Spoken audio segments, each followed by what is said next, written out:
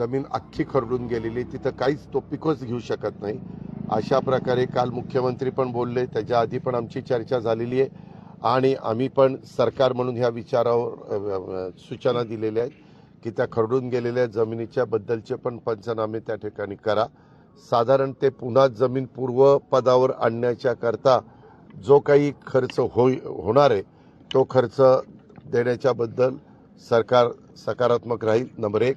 Number 2, ज्यांचं मोठ्या प्रमाणावर पाणी वाहून गेल्यामुळं किंवा बांध फुटल्यामुळं किंवा तलाव फुटल्यामुळं किंवा पाझर तलाव फुटल्यामुळं मातीचं म्हणजे सगळं माती मुरूम असा तो वाहून गेला आणि विहिरी बुजल्या गेल्या. पूर्वीच्या विहिरी ज्या वेगवेगळ्या योजनांतून आपल्या शेतकऱ्यांनी केलेल्या होत्या त्या बुजल्या गेलेल्या आहेत.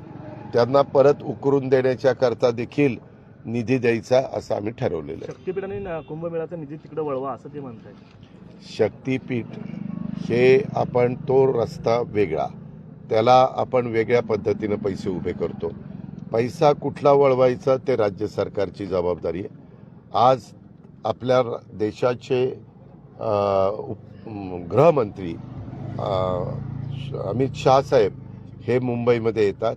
सकाळीच मला CM ऑफिसचा फोन आलेला होता की आपण तिघांच्या सहीनी अमित भाईंना पत्र देऊया, मुख्यमंत्री आणि दोन्ही उपमुख्यमंत्र्यांचं, की अशा प्रकारचं संकट मोठ्या प्रमाणावर आपल्या महाराष्ट्रावर आलेलं आहे. सगळे TV चॅनल तुम्ही दाखवताय, Hindi TV channel, English TV channel सगळे दाखवत आहेत आणि वस्तुस्थिती तुम्ही दाखवलेली आहे. मनुष्यहानी झालेली, जीवितहानी झालेली आहे, प्राण्यांची हानी झालेली आहे, अशा अनेक प्रकार तिथं घडलेले आहेत. काही जण पुराच्या पाण्यात वाहून गेलेले आहेत. तर ह्या सगळ्यातनं पुन्हा त्यांना उभं करायचं म्हटलं तर केंद्र सरकारने पण भरीव अशा पद्धतीनं मदत करण्याची नितांत गरज आहे. एक कमिटी असती, केंद्र सरकार जसं देशाचे पंतप्रधान नरेंद्र मोदी साहेब आहेत, परंतु वेगवेगळ्या कमिट्या असतात. त्याच्यात ह्या कमिटीचे अध्यक्ष हे स्वतः अमित शाह साहेब आहेत.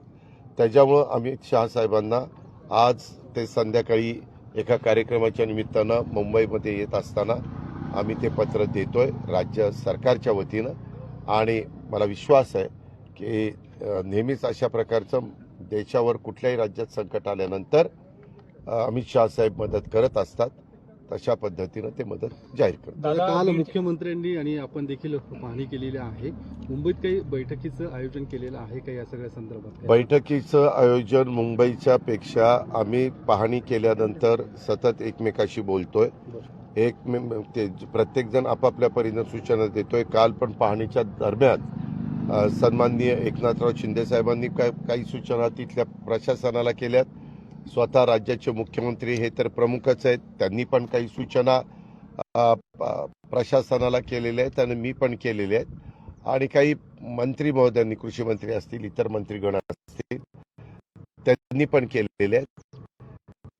ज्या सूचना अडचणीतल्या माणसाला पुन्हा शेतकऱ्याला, बळीराजाला उभं करण्याच्या करता योग्य अतिशय महत्वाचे त्याचं पालन प्रशासनाकडनं केलं जातं आणि त्याच्यामुळं